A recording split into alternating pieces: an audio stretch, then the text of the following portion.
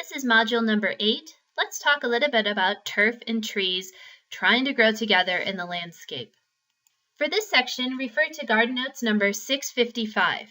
And if you think about it, with the exception of sports turf, golf courses and landscape always have turf and trees growing together. But naturally, you don't see these two plant systems growing in the same environment except in planned landscapes. So envision the prairies. Rarely do you see any trees, and if you go hiking in the forest, you never see turf. So we're taking these two completely different plant ecosystems, forcing them together and expecting them both to not only get along, but also grow well. What's really important to remember is that whatever was established first is going to have the best advantage over the one that was newly introduced. And so a newly planted tree in an existing lawn is not going to have as much advantage as the lawn that's been there for 10 years because the lawn has a very well-developed root system. Your newly planted tree is small, doesn't have a lot of roots, is not going to be able to compete as well as the turf system. Conversely, if you have very mature trees in an older lawn, the mature trees are going to be able to outcompete the lawn, not only because they shade the area, but their root system is far more extensive than the turf root system. So shade, roots, and remember they're all sharing the amount of water. It's really difficult to help maintain both of these systems.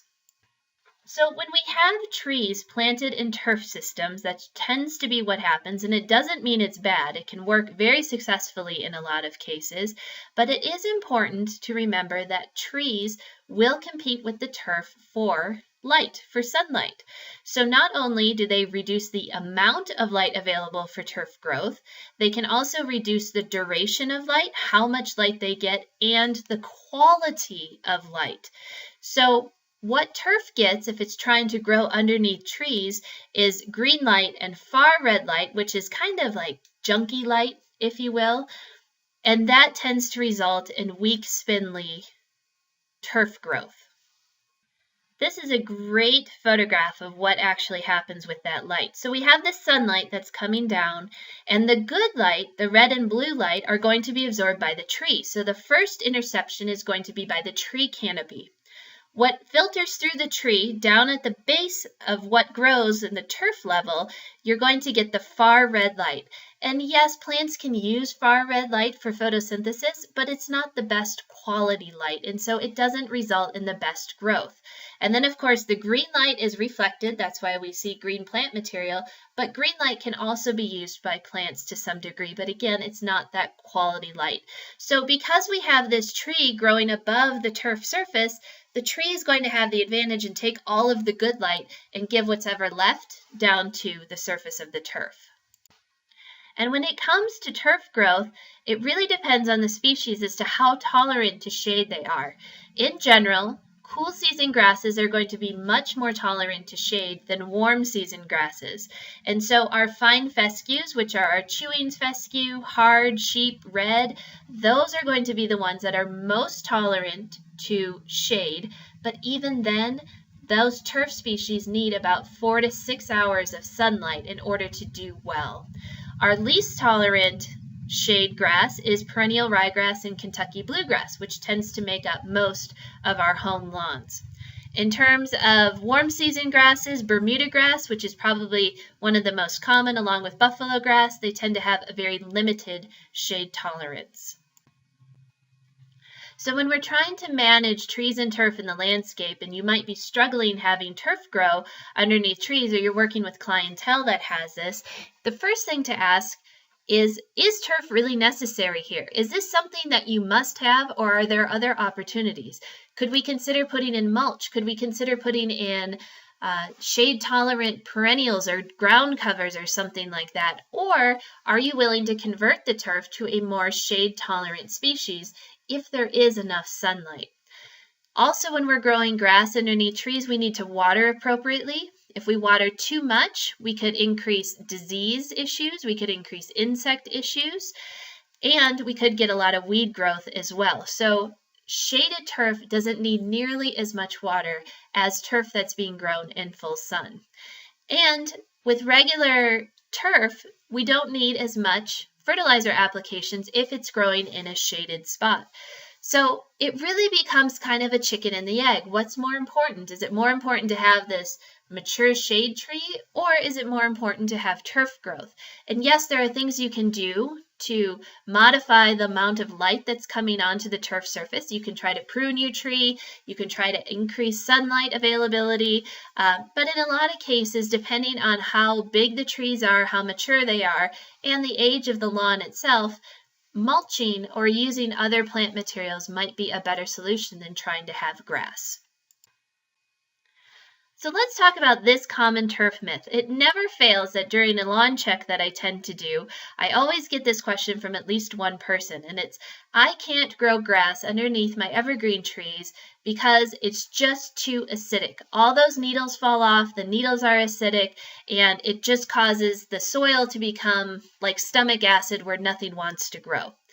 So that's what tends to happen, is that you see these natural mulched areas underneath shade trees, or shaded trees, evergreen trees, and then over time as those trees grow, it just provides a general thinning of the turf to the point where you have only needles and no grass.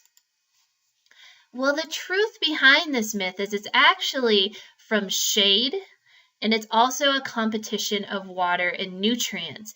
And so essentially what happens is that those needles act like a mulch and they smother out the turf area. Plus, we just talked about it, where underneath trees we don't have a lot of available light, and evergreen trees provide the least amount of light.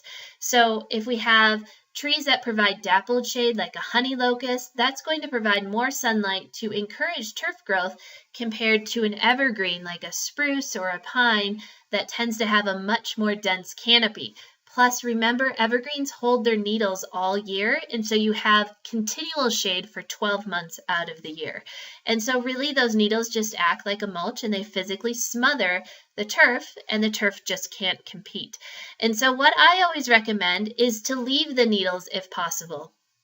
Yes, those needles are acidic, but going back to our soils lecture, remember we have so much free lime in the soil that it tends to neutralize any acid that's added. So the soil isn't actually more acidic. It tends to come down to that physical smothering, the shading, and then the competition for water and nutrients. Moving on to tree leaves and turf, because when fall comes, we all know what a chore it is to rake up those leaves.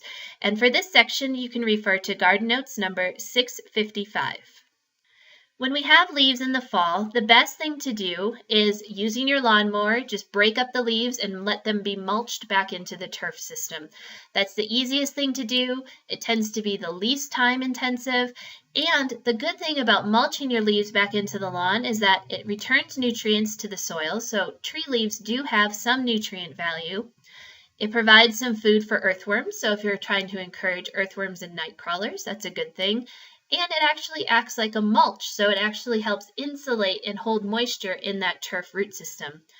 Plus, the really neat thing is, mulching leaves into the lawn will actually reduce weed populations. There was a study done out at Purdue in Indiana, and what they did is they looked at applying a mass quantity of leaves onto a lawn, mulching them in, and then looking to see if there were any undesirable effects to the turf system following this huge amount of leaves that they applied. So they took about 92 pounds of leaves per 1,000 square feet. 92 pounds of dried leaves, that's a lot of leaves. What they did is they put them on the lawn, they mulched them in, and then they looked at the quality of turf after the leaf material had started to break down and decompose. They found no differences in what the turf looked like. And they didn't have any increased weed pressure, they didn't have increased thatch, and they also found that leaves were not an adequate source of nitrogen fertilizer. So if you're thinking, I'll just mulch my leaves into the lawn in the fall and skip my fall fertilizer application, it's not going to work that way. Another interesting study at Michigan State University, this is going back to fewer weeds in the lawn from mulched leaves. They took 6 inches of leaves piled them on the lawn, and then mowed them in. So they mulched 6 inches of leaves onto the lawn. Again, they didn't see any sort of adverse effects on the turf quality. But what they found in this study was that doing this over a period of years actually reduced perennial weed populations like dandelions. And so their train of thought is if you do this regularly in the fall, mulch these leaves into the lawn, those pieces of leaves are going to sift into the turf, and they're going to physically smother any sort of weed seeds that could potentially germinate. And so over a 3-year period, they had almost 100% reduction in their dandelion populations just by mulching leaves into the lawn. That's a really big advocate for mulching leaves. So nutritionally, leaves do have a little bit of nitrogen in them. And I mentioned in the Indiana study, the Purdue study, that trying to mulch leaves into the lawn will not replace a fall fertilizer application. But in general, you are adding a little bit of nitrogen, and leaves are anywhere from 1 to 3% nitrogen. The ones that are going to be the highest in nitrogen are going to be our legumes. So that's going to be our honey locust, black locust, species of that nature. But again, in general, 1 to 3% nitrogen. And if you really did want to try to add a pound of nitrogen, which is the recommended fertilizer application, you would need to put down 100 pounds of leaves per 1,000 square feet. Now, this is very similar to how much they put down in the Purdue study. But remember, Colorado and Indiana are 2 very different environments. And Indiana tends to get a lot more moisture in the fall than Colorado does. And so if you tried to put this much leaf material down on the lawn and mulch it in, more than likely our semi-arid climate isn't going to increase the amount or be able to keep up with the amount of decomposition because you need moisture in order to do that. And more than likely, it's going to smother the turf. So that's going to be a very bad situation.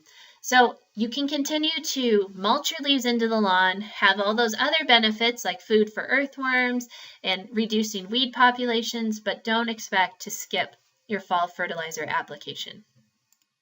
Other uses for leaves in the lawn is that you can add them to your compost bins. You can use them in vegetable beds. So you can make several passes with your lawnmower and then put them into your vegetable beds. You can pile them around the bases of roses. So make a nice leaf mass around your roses to add winter protection. And you can also add them to your soils to help increase organic matter and help loosen them up. So leaves are essentially gardener's gold. The one thing that you really need to avoid is bagging them up and sending them to the landfill. So this happens on our campus every year. This is the county campus, and they bag up the leaves, and even though I asked them about it, they claim they were sending them to a leaf recycling place, which is what I hope they did. I really just hope they weren't going to the landfill. This is a very unproductive use of leaves, and if you can use them somewhere in the landscape, that's the best thing. If you have tree leaves that had disease on them, so Marsanina leaf spot on aspen, black spot on rose, or powdery mildew, it is recommended that you rake up those leaves and throw them away in the trash. Composting those leaves, generally our compost just doesn't get hot enough to kill some of those pathogens, and some of them might also overwinter. If you can break them up by mowing, that's going to help, but really try not to leave whole diseased leaves on the lawn itself. Coming up in the next module, we'll talk about pesticide use near trees.